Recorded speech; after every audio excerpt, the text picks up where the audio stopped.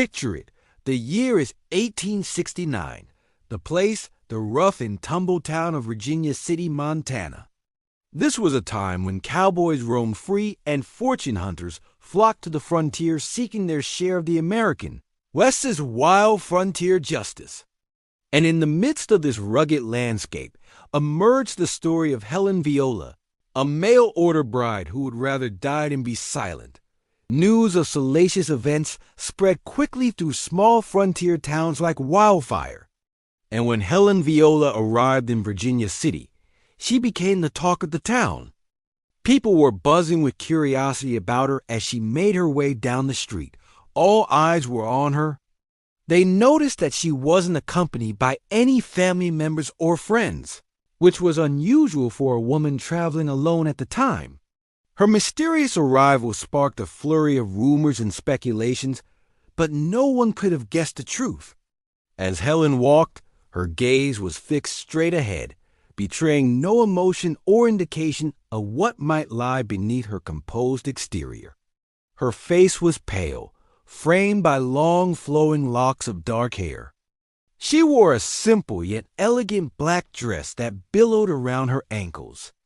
A white bonnet perched atop her head, partially obscuring her features while adding an air of mystery to her already enigmatic presence.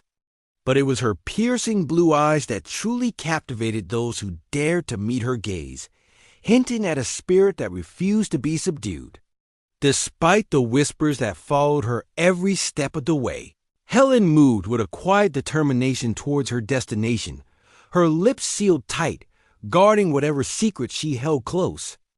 It was clear that this was a woman who had a story to tell, but she was determined to do so on her own terms. As Helen walked, she clutched a small leather suitcase close to her side, its contents unknown, but perhaps holding the key to unraveling the enigma that surrounded her. With each step, the anticipation grew, and the townspeople of Virginia City found themselves captivated by the allure of the unknown. Now, while Helen kept her own counsel, the townspeople weren't shy about sharing their theories. Some believed she was running from a troubled past, while others suspected she had a dangerous secret hidden beneath her demure exterior. Whatever the truth may be, one thing was certain.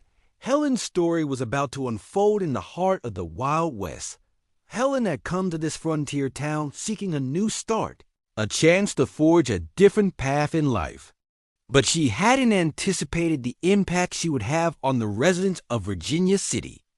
As she continued her journey down the bustling street, the townspeople's eyes followed her every move, eager to catch even the slightest glimpse into the depths of her enigmatic soul.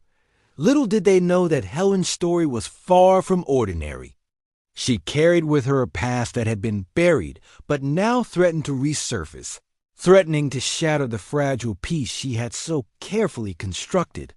As the sun began its slow descent, casting long shadows across the town, Helen's journey reached its end at the local saloon, a place where whiskey flowed freely and men gathered to spin tales of adventure and daring. The sight of a lone woman entering the Silver Dollar Saloon was enough to make heads turn and conversations hush to a halt. Helen, with her quiet dignity, seemed out of place amidst the boisterous crowd, but she walked with a purpose, her eyes scanning the room until she spotted an empty table in a secluded corner. Without drawing any unnecessary attention to herself, she quietly took a seat, her back ramrod straight, her hands resting gracefully in her lap. Her mere presence seemed to electrify the room as whispers erupted, speculating about her reasons for being there. Some suggested she was seeking solace from a broken heart, while others claimed she had come to escape a life of sin. The saloon, with its dim oil lamp lighting and polished wooden bar, reflected the faces of the patrons, many of whom were weathered by years of hard work and adventure on the frontier. They were a mix of rugged cowboys, seasoned prospectors, and ambitious settlers, all seeking a moment of respite from the harsh realities of life on the edge of civilization. Helen, however, remained an enigma, her features unreadable, her eyes distant, as if lost in thought. She seemed unfazed by the curious stares and hushed whispers that followed her every move. Finally, as if sensing her discomfort, a man's voice boomed from behind the bar, breaking the tension-filled silence. "What can I get for you, ma'am?" The bartender, a burly man with a handlebar mustache, approached her table cautiously, his eyes lingering on her face, trying to decipher the story that was written there. But Helen surprised them all. "Just water, please," she replied, her voice soft yet firm, leaving the townspeople even more intrigued by her than before. As the bartender turned to leave, another voice rang out, "Don't just stand there gawking, Hank. Get that lady a drink." The newcomer was a tall, broad-shouldered man with a twirly mustache and a confident swagger. He gestured to the bartender with a tilt of his head before turning to Helen, offering a charming smile. "Miss, would you care for some company? You don't look like you're from around here." Helen met his gaze steadily, her blue eyes flashing with intelligence. "Thank you for the offer, but I prefer to be alone." She turned back to the bartender. "That's all. Just the water, please." The man, taken aback by her refusal, didn't press further, but he couldn't resist the urge to steal another glance at the mysterious woman who seemed content to sit in solitude.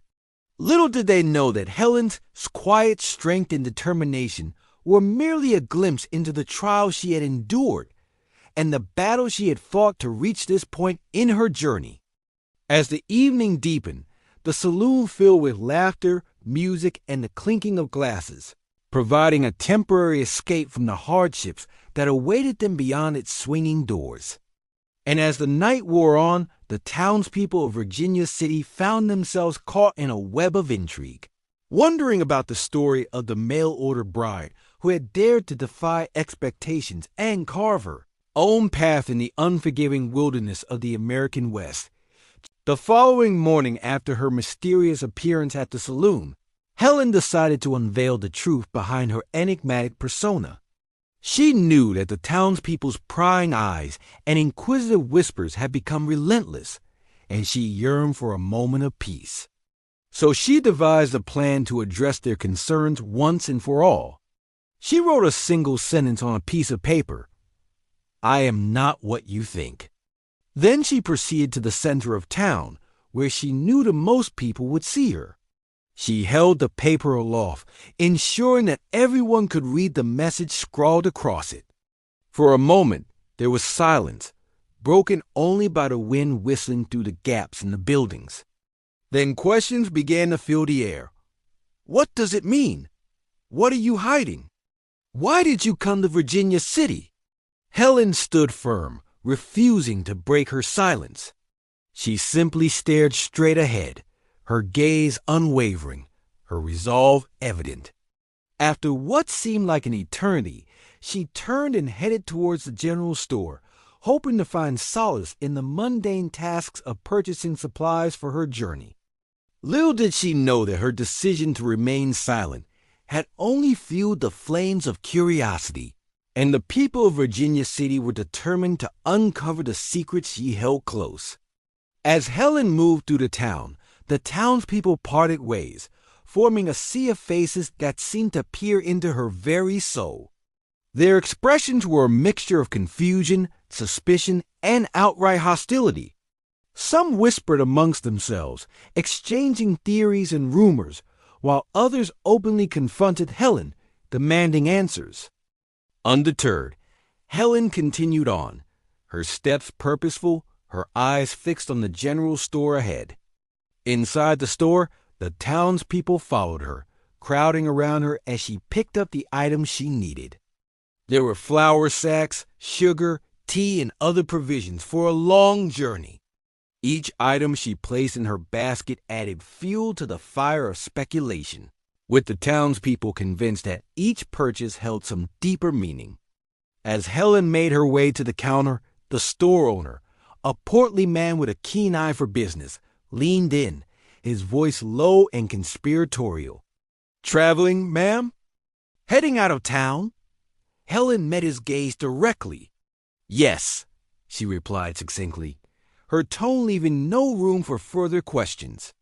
The store owner, sensing her determination to keep her plans to herself, decided against pushing her further. He merely nodded and began ringing up her purchases, his mind racing with possibilities. As Helen paid for her items, she could feel the weight of the townspeople's stares boring into her back, their whispers echoing around her like a chorus of discontent. With her supplies in hand, Helen turned and faced the crowd that had gathered at the entrance of the store. Their expectant looks pressed upon her, urging her to reveal her secrets, but Helen remained resolute, her silence deafening. And so, with a final nod to the crowd, she stepped out of the store and into the heart of Virginia City, ready to face whatever challenges lay ahead and determined to protect her past at all costs. Now, as the days turned into weeks, the townspeople's obsession with Helen's past only intensified.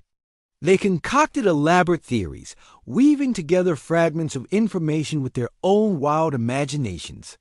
Some believed she was a runaway bride, escaping a life of luxury. Others claimed she was wanted for a crime she had committed back east. But amidst the swirling rumors, there was one person who remained steadfast in his belief that Helen was innocent. Now, stay tuned in our next episode, where we'll explore how this unlikely hero comes to Helen's rescue.